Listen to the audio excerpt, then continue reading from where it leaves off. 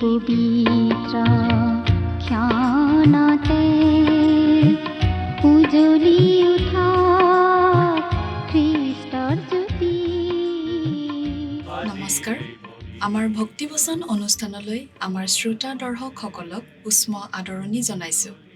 খ্ৰীষ্টীয় বিশ্বাসী লোকসকলৰ বাবে বিশেষভাৱে প্ৰস্তুত কৰা এই ভক্তিবচন অনুষ্ঠানটো হৈছে বাইবেল অধ্যয়নৰ ধাৰাবাহিক অসমীয়া অনুষ্ঠান। বাইবেলৰ গোটেই ৬৬খন পুস্তকৰে আমি ইয়াত অধ্যয়ন কৰিম। মাজে মাজে পুৰণি নিয়ম আৰু মাজে মাজে নতুন নিয়মৰ পৰা একোখন পুস্তক আমি ল'ম আৰু পুস্তকখনৰ প্ৰতিটো পদ পঢ়ি সহজ সৰলভাৱে আমি ব্যাখ্যা আগবঢ়াবলৈ চেষ্টা কৰিম। এই অনুষ্ঠানটো নিয়মিতভাৱে শুনি থাকিলে আমাৰ শ্ৰোতা দৰ্শকসকলে গোটেইখন বাইবেল চোৱাৰ আৰু বুজি পোৱাৰ এটা সুযোগ লাভ কৰিব। প্ৰিয় শ্ৰোতা দৰ্শক, আমি যোৱা অনুষ্ঠানত নতুন নিয়ম খণ্ডৰ ৪ৰ্থখন পুস্তক অৰ্থাৎ জোহনে লিখা শুভবাৰ্তা নামৰ পুস্তকখনৰ ১ নম্বৰ অধ্যায়ৰ ১৯ নম্বৰ পৰা ৫১ নম্বৰ পদলৈকে চাইছিলোঁ। আজিৰ অনুষ্ঠানত আমি জোহনে লিখা শুভবাৰ্তাৰ ২ নম্বৰ অধ্যায়ৰ পৰা চাবলৈ ওলাইছোঁ। ১ নম্বৰ অধ্যায়ত আমি পঢ়িবলৈ পাওঁ জোহন বাপ্তাইজকে প্ৰভু যীশুৰ বিষয়ে দিয়া সাক্ষ্যৰ কথা। প্ৰভু যীশু খ্ৰীষ্টলৈ আঙুলিয়াই তেওঁ কৈছিল, জগতৰ পাপ বৈ নিয়া ঈশ্বৰৰ মেৰ পোৱালীক চোৱা। অৰ্থাৎ প্ৰভু যীশু আছিল জগতৰ পাপৰ ভাৰ নিজৰ ওপৰত ল'বলৈ ঈশ্বৰে যোগান ধৰা মেৰ পোৱালী, যিজন ক্ৰুচৰ ওপৰত বলি হ'ল। তাৰ পাছত আমি আন্দ্ৰিয়ই যীশুখ্ৰীষ্টৰ পিছে পিছে যোৱা, তেওঁৰ থকা ঠাইলৈ যোৱা আৰু ভায়েক চিমোনৰ আগত তেওঁৰ বিষয়ে দিয়া সাক্ষ্যৰ কথা পঢ়িবলৈ পাওঁ। তাৰ পাছত ফিলিপৰ বিষয়ে পঢ়িবলৈ পাওঁ আৰু ফিলিপে নথনিয়েলক প্ৰভু যীশুৰ বিষয়ে কোৱা পঢ়িবলৈ পাওঁ। আৰু অধ্যায়টোৰ শেষত আমি নথনিয়েকৰ সাক্ষ্য আৰু যীশুখ্ৰীষ্টই নথনিয়েলক বিশেষভাৱে কথা কোৱাৰ বিষয়ে পঢ়িবলৈ পাওঁ। ২ নম্বৰ অধ্যায়ত আমি পঢ়িবলৈ পাওঁ কান্না নগৰত এখন বিবাহত যীশুখ্ৰীষ্টই পানীক দ্ৰাক্ষাৰসত পৰিণত কৰাৰ কথা। নিস্তাৰ পৰ্বৰ সময়ত তেওঁ জেৰুচালেমৰ মন্দিৰ পৰিষ্কাৰ কৰাৰ কথা। তেওঁ কৰা অলৌকিক কাৰ্যবোৰ দেখি বহুতো লোকে তেওঁক বিশ্বাস কৰিছিল যদিও যীশুৱে তেওঁলোকৰ অন্তৰৰ ভাৱ চিন্তাবোৰ জানিছিল। তেওঁলোকৰ সেই বিশ্বাস যে অতি পাতল ধৰণৰ আছিল সেই কথা তেওঁ জানিছিল। কিন্তু সেই মানুহবোৰৰ মাজত নিকডিমৰ নিচিনা মানুহো আছিল, যিজন প্ৰকৃত অৰ্থত কথাবোৰ জানিবলৈ বুজিবলৈ চেষ্টা কৰিছিল। এই সকলোবোৰ কথা বিতংভাৱে চাবলৈ আহকচোন এতিয়া আমি মূল আলোচনাটোৰ মাজলৈ আগবাঢ়ি যাওঁ। আমাৰ মহান ত্ৰাণকৰ্তা প্ৰভু যীশুখ্ৰীষ্টৰ নামত নমস্কাৰ প্ৰিয় শ্ৰোতা। আপোনাৰ ভালনে বাৰু? আশা কৰোঁ মহান পিতা পৰমেশ্বৰৰ মহান অনুগ্ৰহত আপুনি ভালে কুশলে আছে। আপুনি বাৰু আমাৰ এই ভক্তিবচন অনুষ্ঠানটো নিয়মিতভাৱে শুনি আছেনে? যদি শুনি আছে তেনেহ'লে আপুনি নিশ্চয় জানে যে আমি এতিয়া বাইবেলৰ নতুন নিয়ম খণ্ডৰ জোহনে লিখা শুভবাৰ্তা নামৰ পুস্তকখন অধ্যয়ন কৰিবলৈ লৈছোঁ, নহয় জানো? যোৱা অনুষ্ঠানত আমি এই জোহনে লিখা শুভবাৰ্তাৰ ১ম অধ্যায়ৰ শেষৰটো পদলৈকে আমাৰ আলোচনা আগবঢ়াই লৈ গৈছিলোঁ, নহয় জানো? গতিকে আজিৰ এই আলোচনাত আমি জোহনৰ ২য় অধ্যায়ৰ আলোচনা কৰিব খুজিছোঁ। আমি বাইবেলৰ পৰা পাঠ কৰি দিম। আপোনাৰ লগত যদি বাইবেল আছে অনুগ্ৰহ কৰি চাই যাব, আৰু লগত যদি বাইবেল নাই অনুগ্ৰহ কৰি মন দি শুনিব। পাঠ কৰি দিছোঁ। জোহন ২য় অধ্যায় ১ম আৰু ২য় পদ। পাছে ৩ দিনৰ দিনা গালিলৰ কান্না নগৰত এখন বিয়া হৈছিল, আৰু যীশুৰ মাক তাত আছিল। সেই বিয়ালৈ যীশু আৰু তেওঁৰ শিষ্যবিলাককো নিমন্ত্ৰণ কৰা হৈছিল। মৰিয়ম এই বিবাহঘৰত উপস্থিত থকা বিষয়টোক বহুত শাস্ত্ৰজ্ঞ পণ্ডিতে অৰ্থপূৰ্ণ তথ্য প্ৰকাশ কৰি কৈছে যে বিবাহ সম্পন্ন হোৱা ব্যক্তিসকলৰ লগত মৰিয়মৰ হয়তো আত্মীয় কুটুম্বৰ সম্বন্ধ আছিল। অন্ততঃ দৰা বা কন্যাৰ পৰিয়াল তেওঁৰ সম্বন্ধীয় আছিল। এয়া সন্দেহজনক হ'লেও সঁচাও হ'ব পাৰে। প্ৰভু যীশু আৰু তেওঁৰ শিষ্যসকলেও নিমন্ত্ৰণ ক্ৰমে বিবাহঘৰত উপস্থিত আছিল। বিবাহ সম্পন্ন যথাসম্ভৱ ফেব্ৰুৱাৰী বা মাৰ্চ মাহত হৈছিল, আৰু খুব সম্ভৱ ২৭ খ্ৰীষ্টাব্দত। শুভবাৰ্তা লিখক জোহনে অতি মনোগ্ৰাহীকৈ ঠাইবিলাকৰো উল্লেখ কৰিছে। প্ৰথম অধ্যায়ত দেখা পাইছিলোঁ বৈৎসৈদা আৰু এতিয়া তাৰ পৰা কান্না নগৰলৈ আহিছে আৰু কান্না নগৰৰ পৰা কফৰনহুমলৈ তেওঁ যাব আৰু তাৰ পৰা জেৰুচালেমলৈ আগবাঢ়ি গৈছে। কান্না নগৰত যীশুৰ মাক আছিল বুলি উল্লেখ কৰা হৈছে। এই শুভবাৰ্তাত মৰিয়মৰ নাম উল্লেখ কৰা নাই। আমাৰ অধ্যয়নৰ পদত দেখা গৈছে যে তেওঁ অৰ্থাৎ মৰিয়মে এক অদ্ভুত ধৰণৰ অনুৰোধ লৈ যীশুৰ ওচৰলৈ আহিছে। পাছে দ্ৰাক্ষাৰস তাকৰ হোৱাত যীশুৰ মাকে তেওঁক ক'লে, তেওঁবিলাকৰ দ্ৰাক্ষাৰস নাই। ইয়াত সমস্যাটি হৈছে দ্ৰাক্ষাৰসৰ বিষয়টো। পবিত্ৰ বাইবেল সম্পূৰ্ণ ঈশ্বৰৰ বাক্য বুলি বিশ্বাস নকৰা কোনো লোকে ক'ব খোজে যে যীশু এজন মদাহী আছিল। এইটো ঈশ্বৰ নিন্দাকাৰী লোকৰ ভাৱ। প্ৰভু যীশুৰ দিনত মানুহে ভোজনৰ সময়ত দ্ৰাক্ষাৰস পান কৰাটো সমাজৰ সাধাৰণ প্ৰথা আছিল।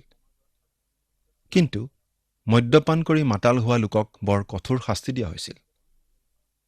এই শাস্ত্ৰাংশত মতলীয়া হোৱা বিষয়ৰ কোনো কথা নাছিল। পুৰণি নিয়মৰ বিধান পালনকাৰী সমাজৰ মাজত বিবাহ আছিল এক ধৰ্মীয় অনুষ্ঠান আৰু তাৰেই পৰা আমি সহজে বুজিব পাৰোঁ যে বিবাহ মণ্ডপত মাতালৰ স্থান নাছিল।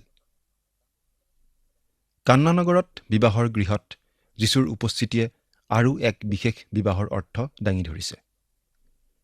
যীশুখ্ৰীষ্টই এই সংসাৰত তেওঁৰ পৰিচৰ্যা কৰ্ম বিবাহৰ দ্বাৰা আৰম্ভ কৰিলে আৰু মণ্ডলীৰ ক্ষেত্ৰত স্বৰ্গত বিবাহৰ দ্বাৰাই তেওঁৰ আশীৰ্বাদ সম্পূৰ্ণ কৰিব। মেৰ পোৱালীৰ বিবাহৰ ভোজত মণ্ডলীক কন্যাস্বৰূপে যীশুলৈ উপহাৰ দিয়া হ'ব। প্ৰিয় শ্ৰোতা, সঁচাকৈ প্ৰভু যীশুৱে বিবাহৰ ঘৰতেই তেওঁৰ প্ৰথম আচৰিত কৰ্ম কৰিলে। মুচিয়ে কৰা প্ৰথম আচৰিত কৰ্ম আছিল পানীক তেজলৈ ৰূপান্তৰিত কৰা। প্ৰভু যীশুৰ প্ৰথম আচৰিত কৰ্ম হৈছে পানীক দ্ৰাক্ষাৰসলৈ ৰূপান্তৰিত কৰা। মুচিৰ যোগেদি মানুহৰ সমাজলৈ বিধান আহিল, কিন্তু দয়া আৰু সত্যতা আহিল যীশুখ্ৰীষ্টৰ যোগেদি। মৰিয়মে কোৱা বাক্যৰ অৰ্থ কি থাকিব পাৰে বাৰু? এই কথাটো প্ৰথমে চকুত পৰে যে পৰিয়ালটি হয়তো দুখীয়া আছিল। আলহী অতিথিসকলৰ বাবে তেওঁলোকৰ ঘৰত যথেষ্ট পৰিমাণৰ দ্ৰাক্ষাৰস মজুত নাছিল। গতিকে সেই খবৰ মৰিয়মে প্ৰভু যীশুক দিছেহি আৰু হয়তো প্ৰভু যীশুক এইটো কোৱাৰ যোগেদি মৰিয়মে মনে মনে এনেদৰে ভাবিছে, বোপা, তুমি আচৰিত কৰ্ম কৰাৰ এইটো এটা উপযুক্ত সময়।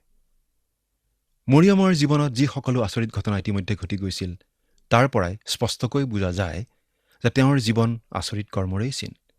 কুমাৰী অৱস্থাতেই সন্তান লাভ কৰিব বুলি যেতিয়া গাব্ৰিয়েল দূতে তেওঁক পৰম ভাগ্যৱতী বুলি কৈছিল, তেতিয়া মৰিয়মে আচৰিত হৈ দূতক কৈছিল, মই পুৰুষৰ মুখ দেখা নাই, তেনেস্থলত এই কথা কেনেকৈ হ'ব পাৰে?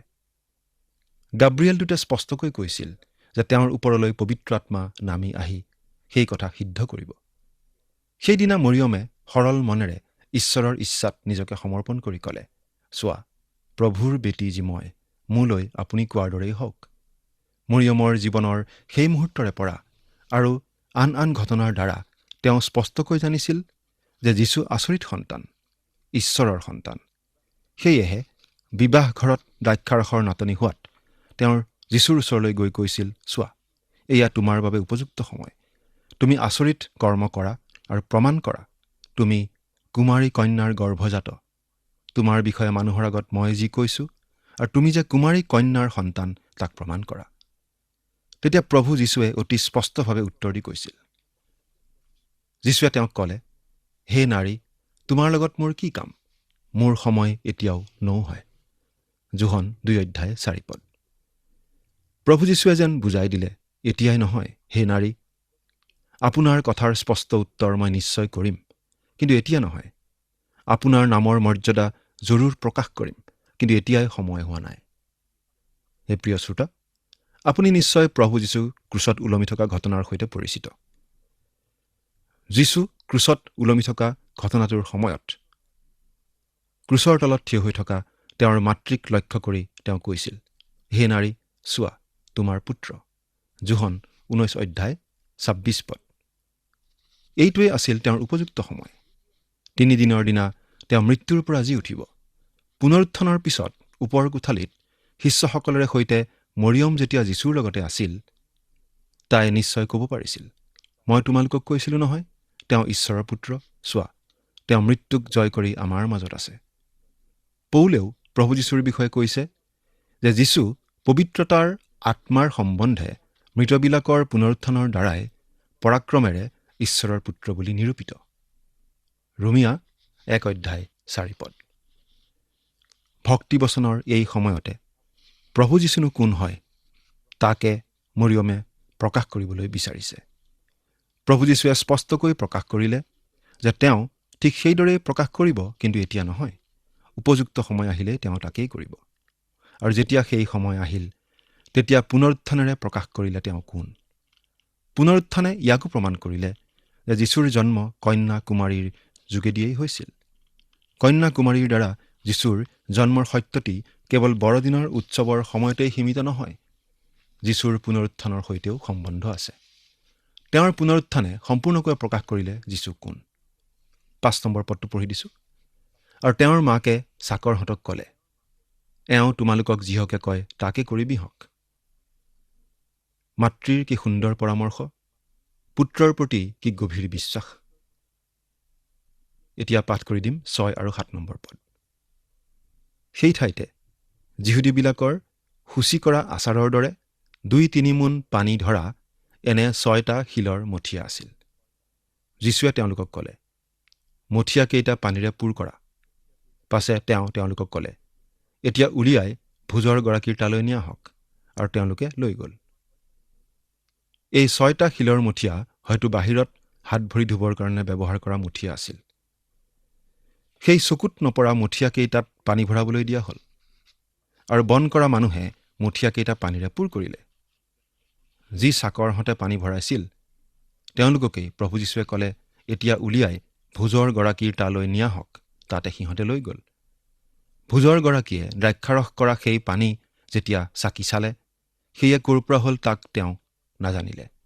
কিন্তু চাকৰহঁতে পানী উলিয়াইছিল, তেওঁলোকে জানিলে। তেতিয়া ভোজৰ গৰাকীয়ে দৰাক মাতি ক'লে, সকলো লোকে প্ৰথমতে উত্তম দ্ৰাক্ষাৰসে দিয়ে, আৰু ভালেমান খোৱাৰ পাছত তাতোকৈ নৰম দিয়ে, কিন্তু তুমি এতিয়ালৈকে উত্তম দ্ৰাক্ষাৰস ৰাখিলা। এয়া আমি 8 পদৰ পৰা 10 পদলৈকে পঢ়িলোঁ।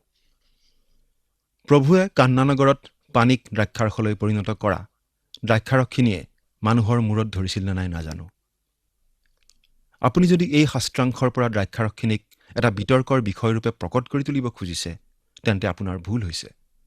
কাৰণ লিখকগৰাকীয়ে সেই বিষয়টোত প্ৰাধান্য দিয়াৰ উদ্দেশ্যে ইয়াত ৰখা নাই। দ্ৰাক্ষাৰসখিনিয়ে মাতাল কৰা নকৰা কথাটো বাদেই দিয়ক, আনকি বিয়াৰ কথা লিখিবলৈ গৈ বিয়াৰ কিছুমান গুৰুত্বপূৰ্ণ কথা উল্লেখ কৰাটোও লিখকৰ উদ্দেশ্য নাছিল। উদাহৰণস্বৰূপে চাওক, ইয়াত অতি প্ৰয়োজনীয় বিষয় কন্যাৰ কোনো উল্লেখ নাই। মুঠতে সেইবোৰ অতি গৌণ কথা, কিন্তু প্ৰভু যীশুৱে কৰা আচৰিত কৰ্মটোহে ইয়াত গুৰুত্বপূৰ্ণ কথা। প্ৰিয় শ্ৰোতা, আপুনি সূচী অৰ্থাৎ ব্যৱহাৰৰ বাবে প্ৰস্তুত খালী মঠিয়ানে? প্ৰিয় শ্ৰোতা, আপুনি মানুহৰ দৃষ্টিত অৱহেলিত হ'ব পাৰে, কিন্তু প্ৰভুৱে আমাক ব্যৱহাৰ কৰিবলৈ ইচ্ছা কৰে। সেই শিলৰ মঠিয়াকেইটা প্ৰভুৱে ব্যৱহাৰ কৰিছিল, আৰু সেই মঠিয়াকেইটা ব্যৱহাৰ কৰিয়েই তেওঁৰ মহিমা প্ৰকাশ কৰিছিল। প্ৰভুৱে আমাক ব্যৱহাৰ কৰিবলৈ ইচ্ছা কৰে। আমি দেখাত অতি সাধাৰণ হ'ব পাৰোঁ।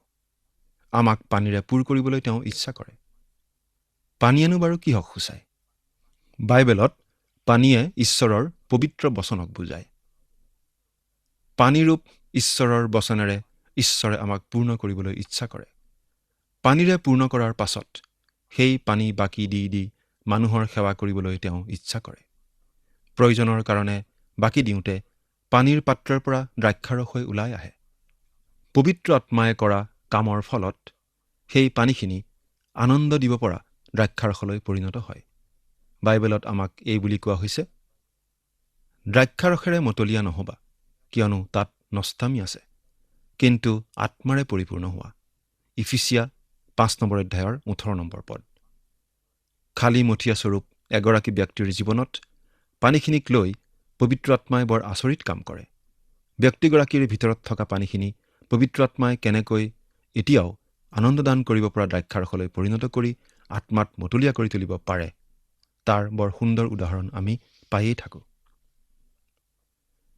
এতিয়া আমি 11 নম্বৰ পদৰ পৰা পাঠ কৰি দিম।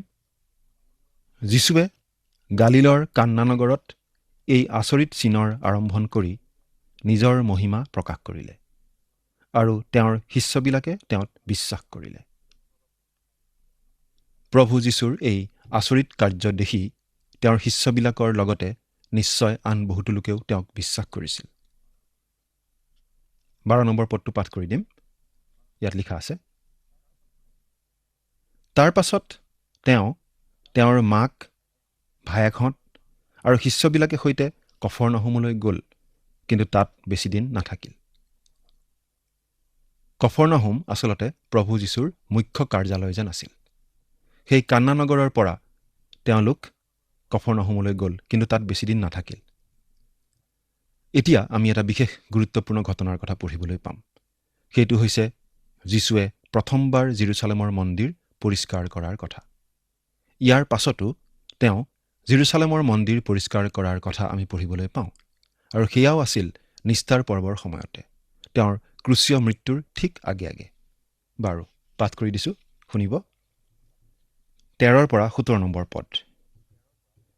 তেতিয়া যিহুদীবিলাকৰ নিস্তাৰ পৰ্ব ওচৰ হ'লত যীশু জেৰুচালেমলৈ গ'ল।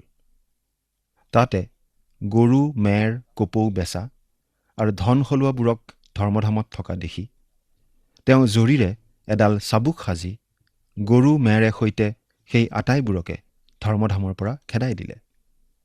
ধন সলোৱাবোৰৰ ধন বাকি পেলাই মেজো লুটিয়ালে আৰু কপৌ বেচাবিলাকক ক'লে, ইয়াৰ পৰা এইবোৰ লৈ যোৱা, মোৰ পিতৃৰ ঘৰ বেপাৰৰ ঘৰ নকৰিবা। তেতিয়া তোমাৰ গৃহলৈ মোৰ যি উৎসাহ সেয়ে মোক গ্ৰাস কৰিব। এই কথা যে লিখা আছে তাক শিষ্যবিলাকৰ মনত পৰিল। জেৰুচালেমৰ মন্দিৰত চলি থকা এই বেপাৰ আচলতে চাবলৈ গ'লে মানুহৰ সুবিধাৰ বাবেই আছিল। বিভিন্ন অঞ্চলৰ পৰা মানুহবিলাক সেই জেৰুচালেমৰ মন্দিৰলৈ আহিছিল, আৰু বিভিন্ন ঠাইত হয়তো বিভিন্ন ধৰণৰ মুদ্ৰাৰ প্ৰচলন আছিল। কিন্তু সেই জেৰুচালেমৰ মন্দিৰত তেওঁলোকে দিব লাগিছিল এক ধৰণৰ মুদ্ৰা। গতিকে তেওঁলোকে সেই মন্দিৰলৈ আহি কৰ দিবৰ কাৰণে মুদ্ৰা সলাব লগা হৈছিল। গতিকে তাত ধন সলোৱাবিলাক আছিল। আকৌ মন্দিৰত বলি দিবলৈ কপৌ চৰাই আদি বিক্ৰী হোৱাত মানুহৰ সুবিধা হোৱাৰ নিচিনাই হৈছিল, নহয় জানো? কিন্তু আমি ইয়াত দেখিছোঁ প্ৰভু যীশুৱে সেই সকলোকে মন্দিৰৰ চৌহদৰ পৰা আঁতৰ কৰি পঠিয়াইছিল। এই কথাৰ মাজত আমাৰ বাবে বিশেষভাৱে শিকিবলগীয়া কথা আছে। কিছুমান কাম, কিছুমান বস্তু দেখাত ঠিক যেন লাগিলেও ঈশ্বৰৰ দৃষ্টিত গ্ৰহণীয় নহ'বও পাৰে। সেইকাৰণে প্ৰতিটো বিষয় ঈশ্বৰৰ বাক্যৰ পোহৰত চাবলৈ আমি শিকিব লাগে। আজি আমাৰ গীৰ্জাঘৰবোৰ, খ্ৰীষ্টীয় অনুষ্ঠানবোৰ বাৰু ঠিকে আছেনে? বা আমাৰ ব্যক্তিগত খ্ৰীষ্টীয় জীৱনত আমি বাৰু ঠিকে আছোনে? আমি চিন্তা কৰি চোৱা উচিত নহয়নে বাৰু প্ৰিয় শ্ৰোতা? প্ৰভু যীশুৱে এনেদৰে মন্দিৰ পৰিষ্কাৰ কৰাত যথেষ্ট আলোড়নৰ সৃষ্টি হ'ল। হ'বৰ কথাই, কাৰণ সেইটো সাধাৰণ কাম নাছিল। আৰু সেইকাৰণে সেই কাম কৰাৰ কাৰণে তেওঁ ধৰ্মীয় নেতাসকলৰ প্ৰশ্নৰ সন্মুখীন হ'ব লগা হ'ল। সেই ধৰ্মীয় নেতাসকলে তেওঁক কি সুধিলে আমি 18 পদত চাওঁ।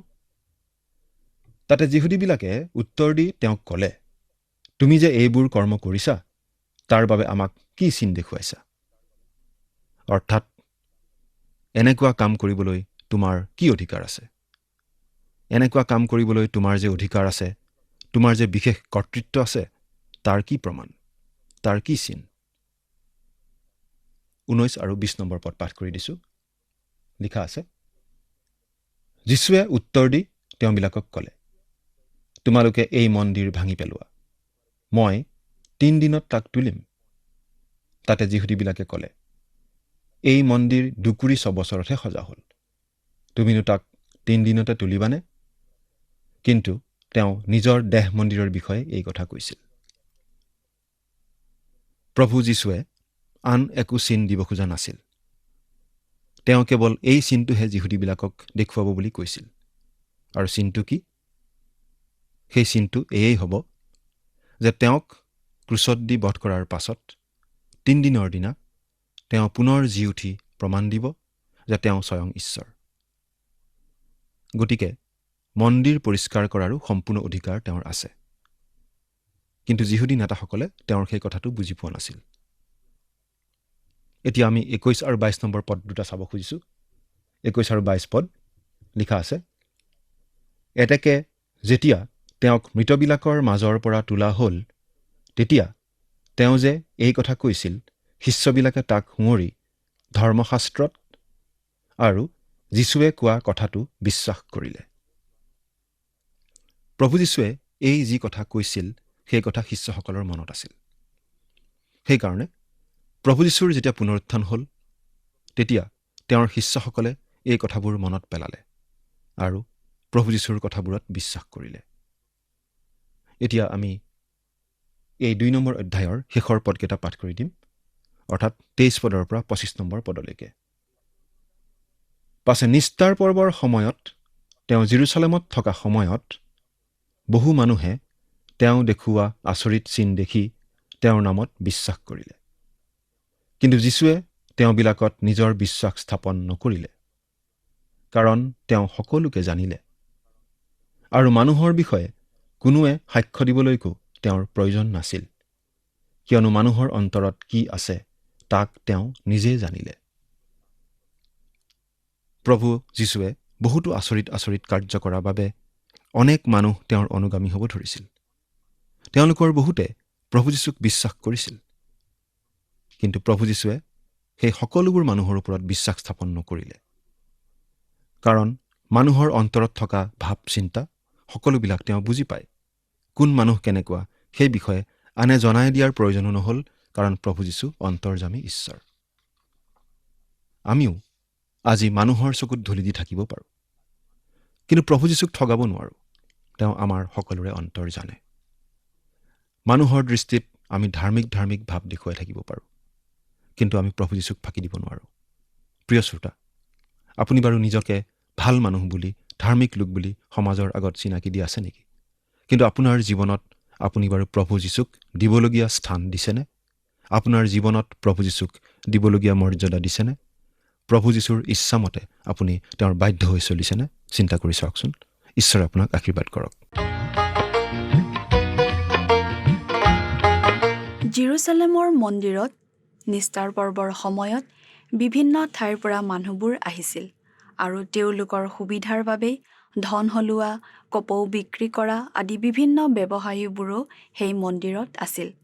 চাবলৈ গ'লে তেওঁলোকৰ ধৰ্ম ব্যৱস্থাটো মানুহৰ বাবে সহজ কৰাৰ সেইটো এটা ব্যৱস্থা আছিল যদিও সেইটো এটা ব্যৱসায়ত পৰিণত হৈছিল আৰু মানুহৰ মনবোৰ ঈশ্বৰৰ প্ৰতি ফালৰি কাটি গৈ বাহ্যিক কথাবোৰক লৈহে অধিক ব্যস্ত হৈ পৰিছিল। মন্দিৰটো আছিল আচলতে ঈশ্বৰৰ উপাসনা গৃহহে, কিন্তু সেই ব্যৱসায় আদিয়ে সেই মন্দিৰটোক এখন বজাৰ যেন কৰি তুলিছিল। মানুহৰ মনবোৰ একমাত্ৰ ঈশ্বৰৰ প্ৰতি ঢাল খুৱাই ৰাখিবৰ বাবেই বাহিৰা সকলো কথা মন্দিৰৰ পৰা দূৰ কৰাৰ প্ৰয়োজনীয়তা প্ৰভু যীশুৱে প্ৰদৰ্শন কৰিছিল।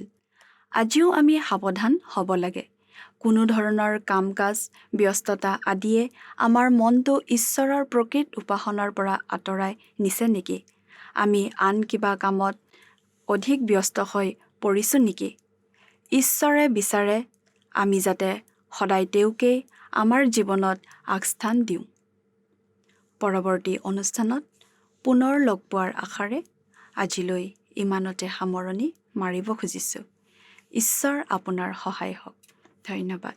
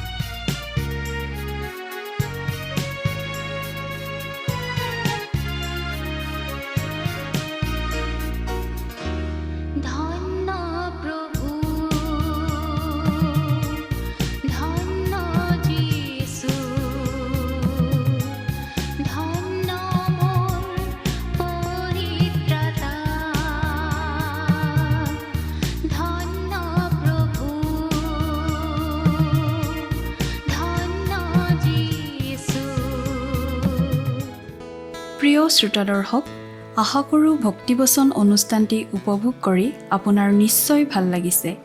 এই বিষয়ে আপোনাৰ মতামত জানিব পাৰিলে আমি নথৈ আনন্দিত হ'ম।